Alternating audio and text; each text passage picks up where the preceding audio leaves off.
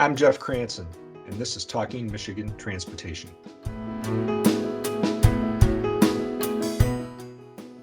Today, we're thinking about what transportation needs will be in Michigan 25 years from now. Michigan Mobility 2045, or MM 2045, is the department's ambitious project to look into a big crystal ball and see what our needs will be and how mobility will factor into everything involved in how we live, work, and play. Brad Sharlow heads up MDOT's Urban Travel Analysis Unit and has been overseeing MM 2045.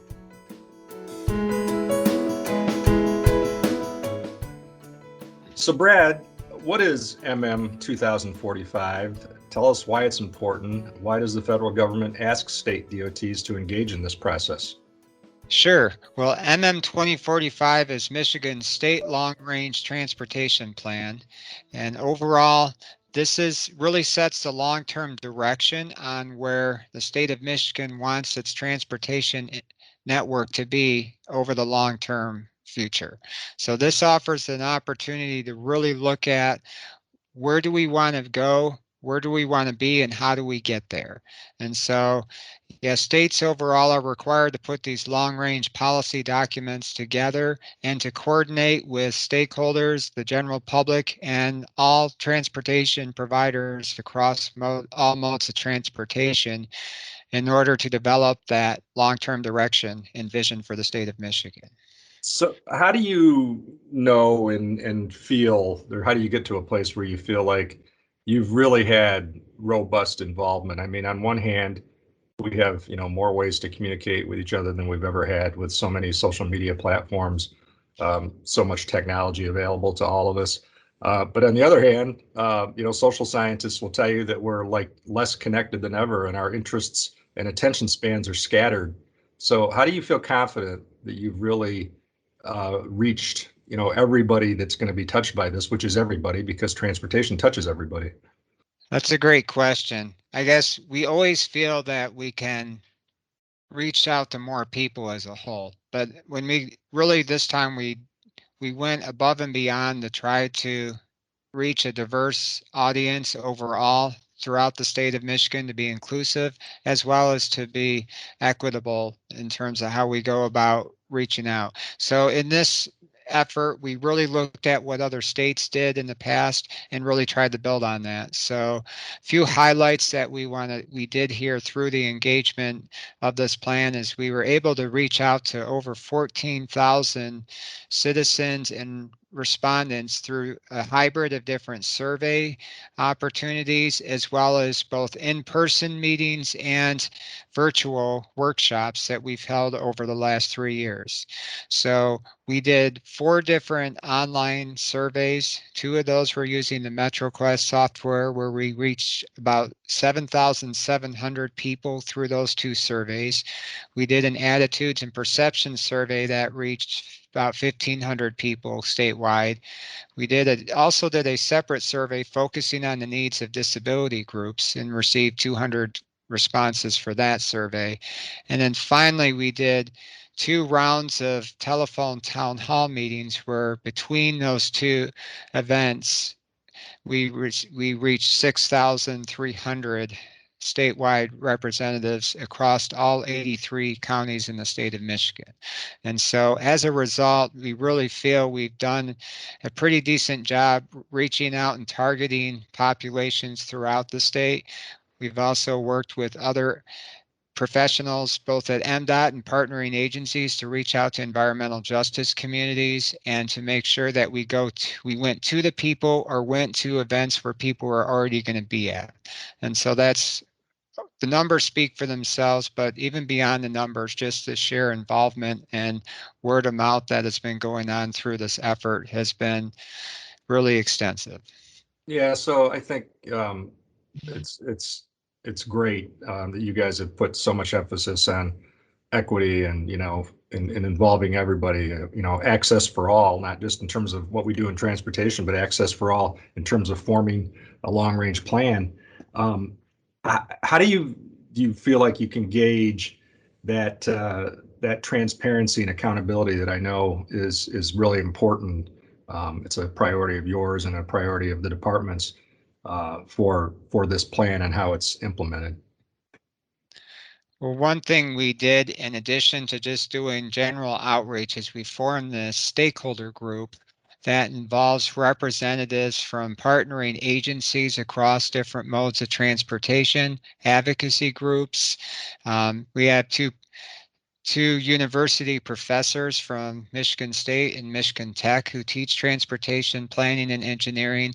We have Michigan Fitness Foundation, different, and then other state agencies and metropolitan planning organizations. We brought all those people into the development of this plan. We have been meeting about 4 times a year. So we've met at least 7 or 8 times. They helped write the vision statement, they helped write the goals, and they reviewed and commented on all the objectives and the strategies and everything else. So really that accountability, because they were the ones there helping write this information and craft this vision and everything. We believe that by working together and making this a true state of Michigan plan versus just an MDOT infrastructure plan, that it's not only MDOT that's going to be carrying these strategies forward, but everyone. And so not only will our stakeholders hold MDOT accountable, but we at MDOT would like to hold one another accountable as well as we work together, because the only way this plan will be implemented is if we work together through effective partnerships. And you feel like you've done that. And one of the things I know the plan talks about is the explanation of how, revenue can grow Michigan's economy and advance equity and help us adapt to climate change. I mean, all those things are very much on our mind lately, especially after these torrential downpours in Detroit after, the 2014 flooding event that people said then was like a 500-year event. Here we are just 6 years later, 7 years later, having similar events. So that building for sustainability and adapting to whatever's going on with the climate is really important too. How much emphasis and how often did that come up in your conversations across the state? That came up quite often. One of the additional planning factors that was required through MAP 21 and the FAST Act, which are the current federal reauthorization bills, are resiliency and reliability. And so we added a whole section, and there's a chapter in the long range plan that will focus on network resiliency and address the need to advance and modernize our infrastructure to be able to withstand these type of activities more. And it involves not only just building the roads, but also looking at the infrastructure around the roads to be able to handle this. And so we've been having quite a few conversations with folks like the Michigan Infrastructure Council, working internally with our folks in terms of understanding the need for maintenance on pump stations, but also understanding the whole drainage system and working with how water drains out when we have these torrential downpours. And you mentioned Detroit, but we had issues in Midland last year. We had issues up in Houghton about 3 years ago. I mean, this is happening all over the place. And so we do have to work. And then the other discussion that was brought up is the whole shoreline erosion that we were seeing in 2020 in terms of what that's doing for shoreline roads as well as the tourism in the state of Michigan. So it did come up quite substantially throughout this plan development. Yeah, that's a really good point. I mean, obviously, 3 weeks apart, we had these major rains in Detroit the end of June and then early July, and obviously that consumed me. And I don't know how quickly I could forget that barely more than a year ago we had a 1,000-year flood event in Midland that breached dams, and people are still recovering from. So yeah, it's definitely not just Detroit. So one of the things that is touted about this, there are some firsts, both in terms of data collection, means of collecting data, but also that MM 2045 is the first state long-range transportation plan in the country that fully integrates freight and rail plans into a combined long-range transportation plan. That's something to tout, I guess. Absolutely. And yes, so this is this first first long-range plan to fully incorporate all the federal requirements for a state freight plan and a state rail plan. In addition, we also are doing our first statewide active transportation plan and a statewide coordinated transit strategy. So yes, we do feel we're very pleased to be the trailblazers here in the nation to really lead this effort. What has been really rewarding as a result of bringing all these together under one umbrella is getting these different groups to talk to one another as we form the vision, as we form these strategies to say, okay, if we word this particular strategy this way, what does that mean for each area? And so, whereas in the past, if we treat each of these kind of separately and do it, it's certainly easier to write the plan that way, but then we lose a lot of that collaboration and discussion between different interest groups. So it has been very challenging at times, feeling like we're trying to fit a square peg into a round hole. And in particular for the freight and rail plan, they have very specific requirements that we have to adhere by. And so you will see that those are all addressed.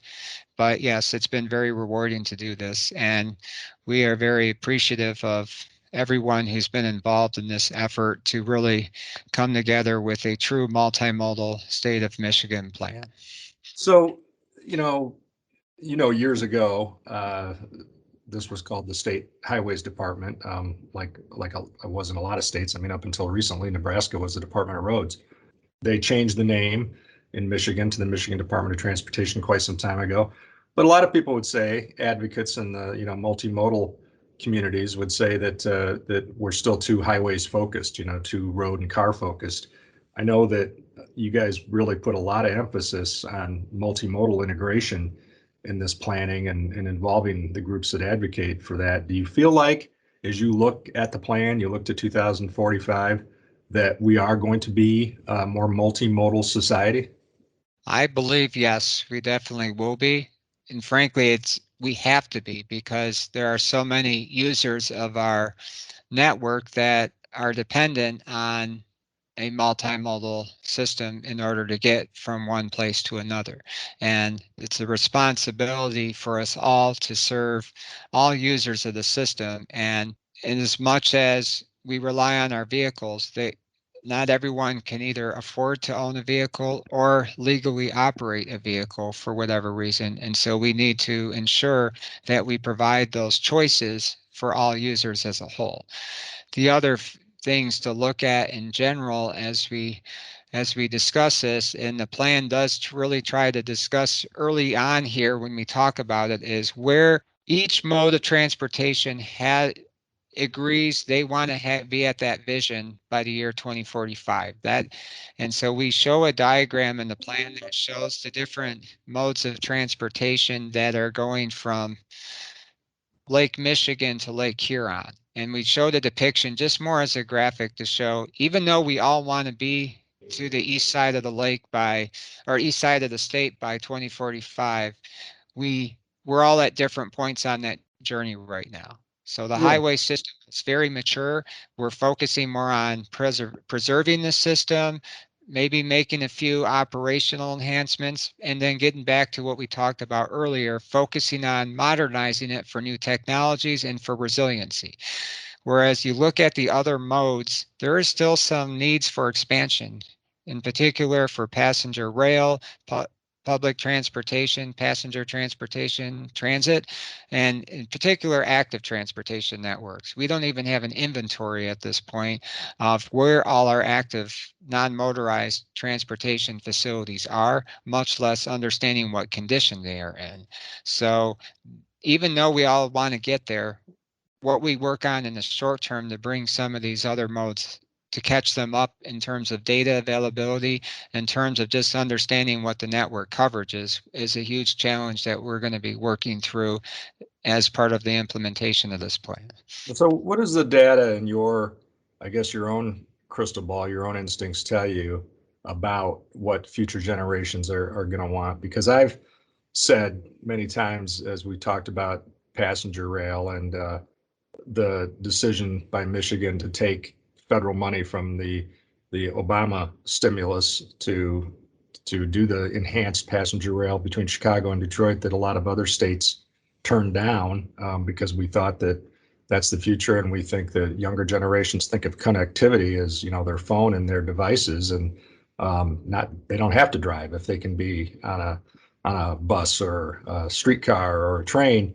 But then we also see evidence, and the skeptics will say, yeah, young people say that, but as soon as they get married and have kids, they move to the suburbs and then they want their cars. So what do you see? How does that break down in the future in Michigan? You've really explained it pretty well there, Jeff. That is the conundrum that we see right now. We see a lot of the younger folks in their 20s gravitating to the urban areas where they don't have to own a vehicle and they can get around through various choices. But then, yes, when they get married, settle down, and have families, you're right. Many of them start to gravitate back towards the suburbs. A lot of that has to do with the quality of the school systems. But that's just my opinion. But in reality, there are more and more folks who are remaining in the cities now, even raising their families in those cities. I have some friends that live in the city of Ann Arbor or live in downtown Detroit or others where they are raising their families and stuff like that, and they are able to find ways to manage without owning three vehicles in their home. They may, instead of having a vehicle for each driver, they may choose to only have one vehicle and then to utilize other modes or rely on other services for other trips. And so I think we're instead of it being sort of a complete switch from one extreme to the other, I think you're going to see more of a hybrid of maybe people owning less vehicles, but relying on these other options for a portion of their trips. That goes to funding decisions too, because like you said, we're focused. MDOT has been focused for a long time on preservation and and asset management, because that's all they can afford to be, given the chronic underfunding of transportation here. But if we make those changes, we're still going to need the roads for trucks and for the people that still have cars. But there's going to be even more funding gaps if fewer people are driving. If people found out during the pandemic that they can telecommute, and we still rely on a gas tax or user fees to sustain the roads. So how did that factor into your conversations? Well, the big thing, the pandemic certainly threw a wrench into our forecasts in terms of what we were initially anticipating. But what we did try to do here overall is really, at least in the short term, the purpose of a long range plan when it comes to long term revenue is to give more of a broader ballpark figure of kind of what our needs are going to be, not to get caught up on a specific number, but to understand what's the magnitude in terms of what our needs are going to be. And so all we could do right now was focus primarily on what we understand our existing revenues to be and how they're allocated, and then project out into the future based on what the costs are going to be to maintain that or to expand to meet those needs.